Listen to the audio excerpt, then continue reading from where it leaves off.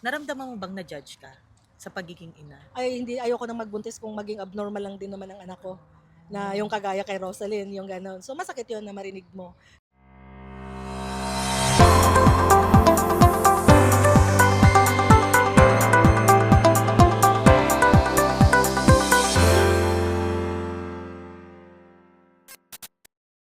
Hello everyone! So, this is Mommy Pam, your neurodivergent mom. So, ngayon, nandito tayo. Binisita natin si Mommy Rosaline. Kasama natin si Mommy Rosaline sa Down Syndrome community natin sa Awesome Family Journey. Nandito tayo kasi gusto natin, of course, magbigay ng awareness. Pero bago ang lahat, again, welcome sa ating POD Talks, our episode 1. Wow, mga episode 1, di ba? Mami Rosaline Benomano. Ayun, syempre maraming salamat Mami Rosaline na napagbigyan mo ako dito sa aking hiling. Hiling Yes. talaga. Ipakilala ka po. Ayan. Ayan. So my name is Rosaline Burgos Santa Maria. So I'm a nurse by profession and 2 decades OFW. And then yun nga po at ano no sa atin na may anak akong Down syndrome. So this is after 13 years of waiting and we are really surprised na nung sa paglabas niya ay yun ang diagnosis ng doktor. Yung Down syndrome pangalan ay Axel, right? Yeah, Ilan taon na si Axel ngayon? Axel is 10 years old na. Buntis mo si Axel. Oo. Nandito kayo, nasa Pilipinas? Andito na. Nandito. Mm-mm. Dito ka na rin nanganak. Yeah. Ayun. Mm-mm. Nung pinagbubuntis mo siya, kasi sa Pilipinas kasi, Mm-mm. pag pinagbubuntis, natitrace kagad kung may Mm. Down syndrome Yeah. yung bata. Possible, yun yung Oo. nangyari. Kung possible na may Down syndrome, pwede kang mamili kung itutuloy Continue o or terminate. hindi. Oo. Yung sa inyo, paano yun? Yung sa case ko naman is we did a test. Mm-mm. We called it triple test. 3 doctors saw the result. Yung dalawa sabi normal. Pero may isang doktor na nagsabi na 1% there is an abnormality. So since we're waiting for him, so 13 years nga kaming nagantay and we're praying for it. So sabi ko 1% is okay. Ayoko nang i-go through kasi sabi ng doktor if you really want to ruled out kung anong klaseng abnormality because in the result there is 1% abnormality. So sabi ko hindi na kasi 2 doktor na rin nagsabi na obigay nila sinabi normal ang test. So yun, hindi ko na ginotro yung examination. Sabi ko, anyway, this is a God's gift na nabuntis ako because I was been through many medicals, examinations and all. To the extent na nandun na ako sa point na magpa-IVF. Actually, nagpa-IVF treatment ako but I get conceived normally. So, kaya sabi ko, okay, so normal yung pagbubuntis ko, hindi na kami nag-IVF pa. So, hindi ko na, aalamin pa yung 1%. So, God will see kung ano yung niya ibibigay sa amin. So, pinapasa Diyos ko na ang lahat. Si Axel po ay 9 months mo rin naman siyang Ah, pinag-buntis. 30, yeah, 36, full time na. full time naman Almost siya. full time. Oo. Okay, so nandiyan na si Axel. Nung lumabas si Axel, doon mo nakita agad-agad? Or Kasi ako na cesarean ako. So since nga NICU nurse ako, so lagi kaming may mga pasyenteng mga gano'n na with a disability din. Kaya nung pinakita sa akin yung picture ni husband, ayun, nakita ko sabi ko Down syndrome yung anak ko. Kaya tinanong ko sa husband ko kung anong sabi nila sa kay husband. Sabi naman wala naman daw. Okay naman si baby, yun lang need lang siya ng ng oxygenation at the beginning, 6 hours. He's on ventilation. Otherwise, he was okay. so wala yung katulad ng iba na may mga bata may butas sa puso. Wala. So, yun naman Mm. pinapasalamat ko sa Diyos kasi he is medically okay. So, yun lang sa kanya initially sa feeding, medyo nahirapan kami. So, we go through pumping kasi hindi siya magsasak sa akin na I really want supposedly na mag-breastfeeding pero hindi namin nagawa yun. So, tube feeding muna kami hanggang slowly. So, nag-go through na kami ng bottle feed kasi nga kasama yun sa kanilang difficulties of sucking sila dahil sa wide yung tongue nila. Okay. So, Mami, 'di ba nung lumabas si Axel, so nakita mo na talaga siya na may Down syndrome. Ano yung naramdaman ninyong mag-asawa? Ayun, nung umpisa kasi ano, nung nakita ko sabi ko Down syndrome, tinanong ko yung doktor tapos sabi sa conference room na, Mm. i-di-discuss yung gano'n. Tapos, initially hindi pa naman ano nila sinabi agad kasi inantay pa yung chromosomal test. Hmm. So, pina-urgent. So, nung lumabas na nga sabi confirm, trisomy 21 Down syndrome. So, since na nurse ako, so alam ko na talaga yung mga ano consequences niya, kung ano yung mga Mm. simptomas, anong puwedeng mangyari. Mm. So, yun yung nagiging challenge sa akin na as a nurse. So, si mister natawa pa ako kasi sabi niya, puwede ba daw na ano, masundan. So, sabi ng doktor kasi he don't know, kung ano yung, Mm. puwedeng, kahinatnan nung bata, kung ano Oo. yung proseso ng ano niya na hindi siya kagaya ng normal ano, child.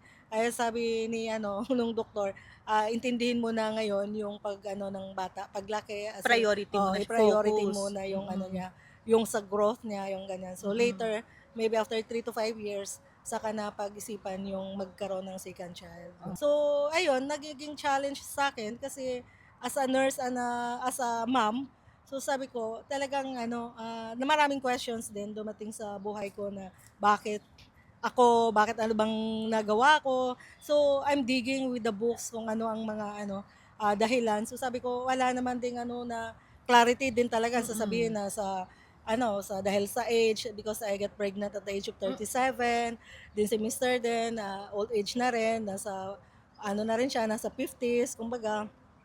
So maraming factor. Kaya I stop reading. So kumbaga inano ko na lang, I just enjoy being a mom sa kanya. So yun, na I really treated him like a normal child. Mm. So yung unang challenge ko is yung sa walking niya. Kasi supposedly yung normal child, they Mm. can start standing yung 6, 8, or they can walk na at the age of 1.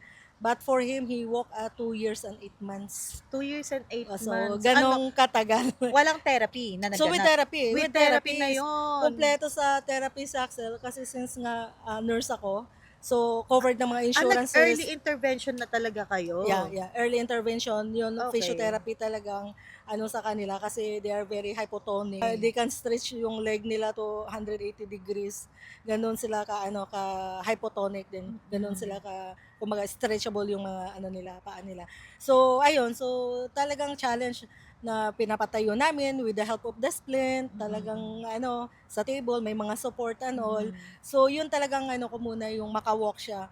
And then slowly nakikita ko na habang lumalaki siya, Mm. na parang talagang he is already 5 years old, pero yung mga galawan niya is pang 1 year pa. So May yung gano'n, developmental delay oo, na delay talaga delay na sila, oo. nangyari. So even Oo. until now that he is already 10 years old, but he is still verbal. So Hindi. nakakaintindi lang siya, pero wala siyang verbal na let's say that you can call you mama, papa, I want water, yung mga Okay. simple command na I want to sleep, yung mga gano'n, sleep, mom, wala siyang gano'n. Wala pa Oo, talaga? may Okay. mga ano siya before, yung sa ano lang yung iya, iya, yung mga gano'n, yung sa Oo, kanta, oo, oo. meron siyang rhyming, Oo. pero walang exact word. Nabanggit mo, 'di ba, mula nung early stage pa lang ni Mm. Axel, may mga physiotherapy, marami ka ng ginawa, tapos yun, pinag-aral niyo pa nga.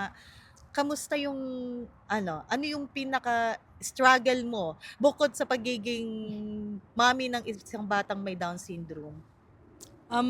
Yung pinaka-struggle ko kasi ano, yung hindi siya nakapagsalita pa, na hindi niya ma-express yung gusto niya na to the extent that he will hurt himself 'pag hindi mo makuha yun or hindi mo maibigay. Kaya kailangan talagang magiging observant ka sa kanila. Kasi hindi sila makapagbigkas. Like for example, Mm. nung medyo bata-bata pa siya, na if he wants water, gano'n, so maano mo na lang na he's banging his head, kasi Oh, gusto pala niya ng okay. tubig or milk, kung gusto niyang Oo. matulog, yung gano'n. Pero now, medyo okay na kasi nakapag-ano na siya, ituturo na niya. He can take your hand, Nakapag-point-point na. pinpoint na, oo, gano'n. Oo. So, yun naman ang medyo naka-ano na sa kanya. Pero yun lang ang ano natin din pa, isang challenge sa kanya nga, dahil hindi niya ma-express talaga yung gusto niya. So, kailangan mo talagang i-gigas kung ano yung kailangan niya. Solid food naman siya? Oo, sa food naman, wala naman tayong problema Wala do'n. naman. Kasi nasanay naman siya since maliit na kumain ng mga vegetables, Mm. So, wala naman ding mga allergies. So, kahit ano puwede natin mapakain sa kanya. yun lang, kailangan masarap.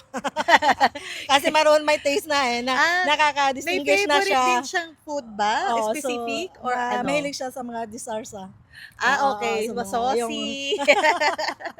hindi Ayun. naman siya gano'n kapihikan pero Mm. we didn't introduce na yung mga processed food. Walang hotdog, walang mga Mga mga canned spa, mga foods, mga canned goods, gano'n. wala na. Oo. Oo. So more on vegetable tapos meat, yung gano'n. Okay. Mami, nung nakita mo si Axel na unang naglakad, ano yung naramdaman mo? Um, Natuwa ako pero grabe ang do'n challenge sa akin kasi sabi ko nga, okey alam ko kung ano, paano gagawin sa kanya kasi since nurse ako so yung parang, treatment sa kanya pero minsan mapagbiro ang tadhana kasi talaga icha-challenge ka din talaga. So nung nag-walk na siya sobrang happy. Kaya lang nandun na din yung worries na nakakapagod din pala. Oo. Masaya na nakakapagod kasi hahabulin mo na. Kasi wala siyang direction pa, eh. He don't know kung na dangerous yung mag-cross Yung ng sense of road, danger, wala pa oo, siya yung nun. alam mo na hagdanan na yan tapos yung biglang tatakbo tapos may mirror pala sa unahan, yung Mm. mga gano'n. Kaya nung may na sobrang linis ng sa mall, yung may salamin 'di ba, akala niya open, biglang tumakbo na bang siya do'n sa Oh! salamin. Kaya nga from that, aware Mm. na siya na pagka gano'n magwo-walk, gumaganon na siya 'pag may salamin. Okay. So, Oo. nadala rin siya. Nadala din siya, oo. Kaya minsan maganda rin Oo. ipa-experience sa kanya yung mga I mean minsan kasi they don't know but 'pag ma-experience na Oo. nila hindi na talaga na uulitin. Naintindihan din nila, no? Mm. Although non-verbal, pero kapag yun nga, katulad ng sabi mo, kailangan nilang ma-experience Oo. din. So, So, even though yun. sa hot and cold, so laging sinasabi, "This is coffee, this is hot." Mhm. So, namin, Pinapahawak mo. pinapahawak ka. So, hot, Mm. hot. So, no. So, Mm. alam na niya yung gano'n. Para ma-identify Yeah. So, niya. kaya pagkabaso na with the mug, so alam na niya it's for hot water. And then juice, yung cold, yung Mm. normal glass, yung gano'n. Okay. Oo. Okay din pala, no? At least, yung yung awareness niya rin para hindi siya madisgrasya. At least, na, Ito yung tinuturo oo, talaga nga, okay. gano'n. Kasi yung iba kasi kahit ituro mo ng ituro, parang hindi sa kanila, hindi pa rin nila naiintindihan eh. Yun yung Ayun, nandun challenge tayo eh. sa wag magsawang paulit-ulit kasi nga Ayun. delayed sila. Oo. So kailangan na talaga everyday repetition talaga hanggang ma-master nila ma-absorb na nila. Sabi mo kanina na nakakapagod din. I-rate mo, mami, yung sarili mo. Ano yung pagod na sinasabi mo? Ang dami kasing pagod eh. 'Di ba? May Um, pagod ka ng physical, pagod ka ng mental. sa mind, sa pag-iisip siguro yung gano'n. So masabi natin na naaabot ka ng 8 pero since anak mo talaga, parang nando'n tayo na minsan na hindi ka dapat mapagod. Kasi anak mo 'yan, eh, so nando'n na. So para sa akin kasi I accepted na I'm a chosen mother. Kailangan kong gawin kasi hiniling ko din na give me a chance Lord na magiging ina. Kasi nga for 13 years hindi ako nabuntis. So ayun, kaya sabi ko, masarap din sa pakiramdam kasi I can say na even though he is one, it's like equivalent for 3 children already. Kasi nga dahil sa kanya, Oo. kung ano. Kasi kung dati yung pasensya ko ay ganito, ngayon talagang sobra ng taas. Kaya So, in short, si Axel ang nagturo sa'yo. maraming Mm. bago sa akin through Mm. Axel. So kaya nandito siguro ako, I have more patience. Wala hindi niya alam kung mali yung ginawa niya or tama ba. Kaya kailangan lang talaga we need to tell them, i-explain na hindi ito dapat gagawin kasi masama. Even though na hindi makapagsalita pero nakaka-understand naman sila. Yung pinagbuntis mo si Axel, syempre hindi pa alam kung siya may Down syndrome talaga. Oo. Nangarap ka ba? Kasi nalaman mo boy, 'di ba? Oo. Nangarap ka ba na magiging doktor 'to, magiging police? Nangarap ka ba nung mga time na pinagbubuntis mo siya? Oo, siyempre nando'n na 'yun na talagang naka-process na sa mind natin na yung gano'n, anong gagawin mo paglabas niya, yung ganyan. So, dentist yung gusto ko para sa kanya kasi we can build a clinic na yung masabihin natin, Axel diyan, Doctor Axel diyan, Wow, 'di dental ba? clinic, mga Oo. gano'n. Oo. Ano yung dahilan mo? Bakit mo inuwi si Axel? Ando'n na tayo sa sitwasyon na hindi na tayo pabata. So nasabi ko, how if, kasi si Mr. din medyo na rin, nasa na May tayo edad na rin. may edad na rin Oo, tayo. oo. Sabi ko, kung isa mawala sa amin, talagang sigurado si Axel is mauwi din sa Pilipinas. So sabi ko, mas magiging kawawa siya kung ganun yung senaryo na bigla siyang iuwi. So maraming purpose din kasi gusto kong ma-adapt na niya yung climate doon, kung sino yung mga taong nandun, mga auntie, mga titas niya, mga kilala na niya, and then the environment din. Tapos how if din anything happens sa akin, sigurado bagsak nila sa Pilipinas din. Kasi kahit sabihin natin na magiging best nurse ako every month, every year, hindi ko may pamana sa anak ko eh. So, what I can give sa kanya is yung mana na financially. So, nandun din yung second na reason na I need to become stable financially. So, magkaroon tayo ng financial freedom. Kumbaga, so sa case ni Axel kasi, money should work for him. Miss, nandun talaga eh. Kasi Yung araw-araw na nung first siguro 3 months ko talagang iniiyakan ko. So every night andun yun. So hindi talaga maalis sa ina. Lalo na pag nakita mo na umiiyak na parang nag-aantay sa'yo. Oo, oo. Na inaantay kang kakantahan mo siya, yung mga ganon. So pag kinakantahan ko naman sa through phone, pagka video chat kami ni daddy, so tumatahan naman. So nandun, so kailangan magtiis eh. Let's say, may isang araw Mm. na bibigyan ng Panginoon ng pagkakataon na maging neurotypical si Axel. Yung talagang magiging kausap mo, gano'n. Oo. Ano yung gusto mong conversation ninyong dalawa? May gusto ka bang sabihin? Kasi sabi mo nga, kanina hindi nakakapagsalita si Axel, di ba? Pero for sure, naintindihan ka niya, di ba? Oo. Ngayon, kung magkakaroon tayo ng isang araw na makakausap mo si Axel, ano yung gusto mong topic na maging conversation ninyong mag-ina? Yung sigurong tatapik ko sa kanya na kung gaano ko siya kamahal, yung ipaparamdam, sasabihin sa kanya kung gaano ko siya kamahal. And then yung tuturuan ko siya na mapalapit sa Diyos, na yung ganon. So spiritually, yun yung ituturo ko din sa kanya na andyan si Lord na nagbibigay sa kanya, na we just need right time or magantay, just we will wait dahil God will provide everything kasi lahat naman is nakaplano na sa kay Lord. So there are times na sa buhay natin na we really didn't understand sa pagkangayon, pero time will come na maiintindihan natin kung bakit tayo dumanas ng ganitong scenario. Naramdaman mo bang na-judge ka sa pagiging ina? Um, Mula nun, katulad yan, lumabas si Axel.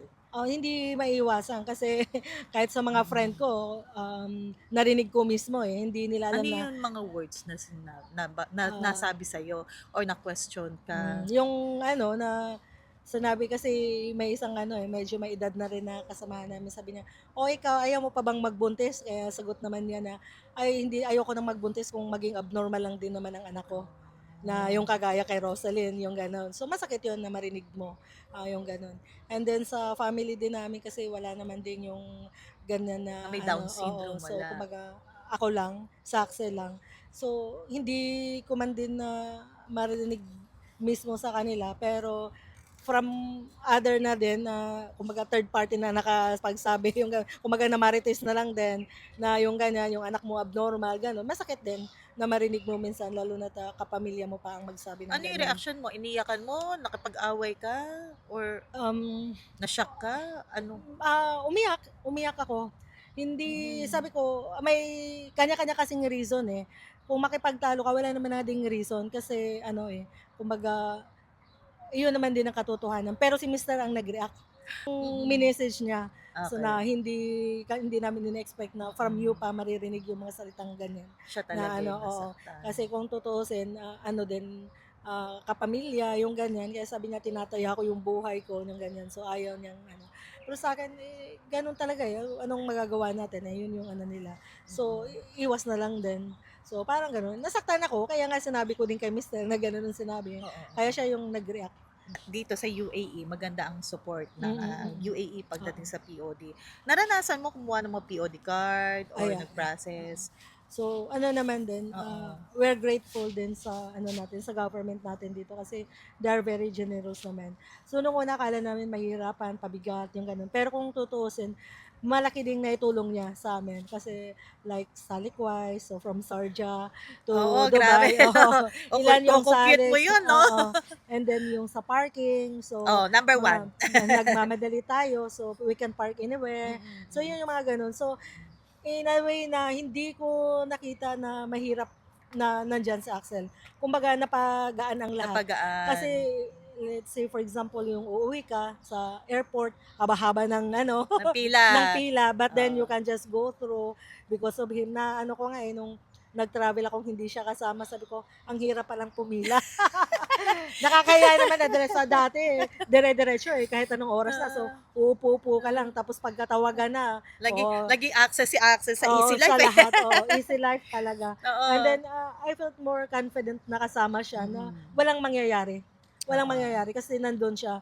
So, in anything na may pipilahan or somewhere na medyo doubtful ka, okay kaya to maging ano. So, since nakasama siya, yung confident ko nandun na magiging okay ang lahat. Bukod sa pagiging nurse mo, may baka pa pang side hustle? Kasi sabi mo, naiuwi mo si Axel doon dahil Oo, yeah. gusto mong mag-focus, maging financial stable. Ano yung ginagawa mo bukod sa yan, pagiging Actually, nurse mo? yeah. Actually, ito yung nakakatulong sa akin din na yung worries ko kay Axel before na kung paano yung magiging future niya. Ang dami kong questions sa buhay na how if na may mangyari sa akin paano sa Axel. But then because of this community, nasagot yung 80% na worries na nasa puso ko na hindi ko ma-share, hindi ko matatanong sa kung kahit kanino. Kahit yung mga same ko din na mga mother, Oo. hindi rin nila nasagot yon. But then when na-introduce sa akin tong community na to, doon ko na Ano community, mami? napagtanto na okay, meron Yes. palang magandang Ah, may dudulot. So oo. yun po yung Yun. International Marketing Group, IMG. Ah, Oo. yun. Kasi Okay. ang tinuturo Oo. kasi nila, they have their mission at tinuturo nila how to build a solid financial foundation. Okay. So since nga na Down syndrome sa Axel, special child, Okay. hindi siya nandun yung nangarap tayo na makapag-work, pero accepted ko na din na talagang may delay sa kanila. But then through this community, na-build ko ng tama at strong yung finances namin. Kasi nandun yung sinasabi nila na how if you will die too soon, ikaw yung breadwinner, paano yung mga bread eater mo. So yung mga tanong na yan na nasa mind ko na rin before pero hindi ko alam kung anong sagot, but then nasagot ni IMG IMG is sa community na nagtuturo kung paano, okay. from spenders to savers. Oo. So yun yung mga tinuturo nila na how to build a solid financial Oo. foundation. Kasi kailangan talaga sa kay Axel is money is working for him. Hindi talaga kailangan yung malaking pera. Ang importante doon, how much you can save. Ayun. Kasi talagang may may mga tamang formula tayo. The right saving formula. Parang kailangan ko to. So may inaano tayo na the right saving formula. Even though na tayo yung sumasahod, so out of our earnings, dapat din pasasahurin natin yung sarili natin. So ito yung sinasabi natin na time is gold while they are young. So mag-start tayo para sa kanila. Sa IMG kasi, ginaguide tayo kung paano gagawin. So paano Oo. natin i-manage yung pera natin. Ano yung message na gusto mong ibigay sa mga magulang ngayon na may mga anak na may mga Down syndrome? Ano yung pwede mong maipayo sa kanila? Ang masasabi ko lang, kumbaga, we are lucky that we are the chosen mother. So from verse sa Bible, John 15 verse 16, that you did not choose me but I chose you. Yung gano'n na Yes. verses sa Bible. So from that verse kasi, yun yung nagpapapanatag din sa akin na okay, hindi ko man to pinili but God chooses me as a mother. So there's a reason kung bakit sila dumating sa buhay natin. We just need to be lang siguro na alamin kung ang purpose natin sa kanila.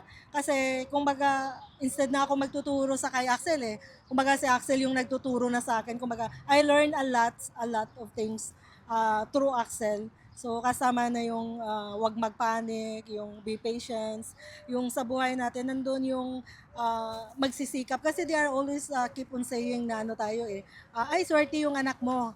So hindi nung una laging sinasabi sa akin, Down syndrome ba? Nung una sabihin nila, Swerte sa negosyo yan. yung laging sinasabi nilang ganyan. Oo. Nung minsan sabihin nila, anak mo ba? Sabi ko, oo, okay, may ganito din ako, ganyan, swerte yan. Kasi we all know na gano'n ang sitwasyon ng bata na hindi niya kayang magiging independent sa sarili nila. Isis ng mga anak natin, since special child nga sila, we really need to prepare para sa kanila. Kagaya sa akin, na naturuan ako kung paano ko i-budget yung money na meron ako, paano magsisave, Oo. paano natin palalaguin, what business that we can start in this small amount of money. Hindi pa tapos yung Oo. journey Ah, mo. hindi pa talaga. 'Di ba? Pero ano yung gusto mong sabihin sa sarili mo as a reminder para sa'yo? Ah, okay. Ganun. I can tell to myself, no, Rosalyn, you are really strong woman.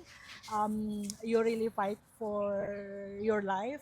Hindi ka sumusuko sa lahat ng laban sa buhay. At yun lang, continue. Kasi what I found na nalayo ako sa dalawa kong boys, sa kay Axel and sa daddy niya. Nalayo man ako sa kanila physically, but then I become closer to God. Iba yung ngayon na naramdaman ko na kahit wala sila sa tabi ko, but na papalapit ako sa kay Lord. So kumbaga, ang lagi ko nakakausap si Lord kasi siya yung nakakakita talaga kung paano ko iniyakan yung sitwasyon na to the extent na nagkamali ba ako sa nagiging decision ko na inilayo ko si Axel. Pero alam ko, God has a reason kasi kung nandito kasi siguro siya, hindi ako mapalapit sa kanya. So which is na siya yung nagbibigay ng lakas sa akin, si Lord, through Axel, sa communication natin sa kay Lord, hindi lang yung magsimba tayo or gagawa tayo ng mabuti, but we really need to have a relationship with God. And yung mga prayers natin din, mga hiling natin sa Kanya, nasasagot yun through His words, through reading the Bible. So yun naman din ang naidulot doon sa paglalayo namin. Rosalyn, laban sa buhay. You are a strong woman and just go with the way where God wants you to be. Kasi alam ko may plano si Lord Opo, para sa naman. akin, para sa amin ni Axel. Oo. So yun lang na I'm always asking wisdom from God na kung ano man yun, wag nang patagalin. So always in my prayer na God lead me to the way that you want me to be. May share din ako sa iyo, Mami, na verse na favorite ko. Romans 8:28. Verse na 'yon nakalagay doon, all things works together for good. Ayun. Kung ano man ang nangyayari ngayon, maganda man o masakit man sa buhay natin, lahat 'yon may dahilan. Yeah. Yun ay para mas mapalapit pa tayo sa Panginoon. And ayun, thank you so much, Mami. Thank you so much, Mami Rosalie. Salamat sa banana cake. Salamat sa kape. And of course, thank you sa oras na binigay mo. And ayan, nakasama natin si Mami Rosalie para sa ating first episode ng POD Talks. Ayun, at saka sana marami pa mga magulang na mag-share ng kanilang experience kasi ito ay napakahalaga para mas lalong mapabilis natin maibigay yung awareness. Thank you so much and thank you so much sa lahat ng mga nakasama natin ngayon. And ayun, God bless everyone. Again, this is Mami Pam, your neurodivergent mom, and Mami Rosaline, your Down syndrome, Mami, and of course, again, IMG financial educator. Ayun, financial educator. Ayun. So, yan. Thank you!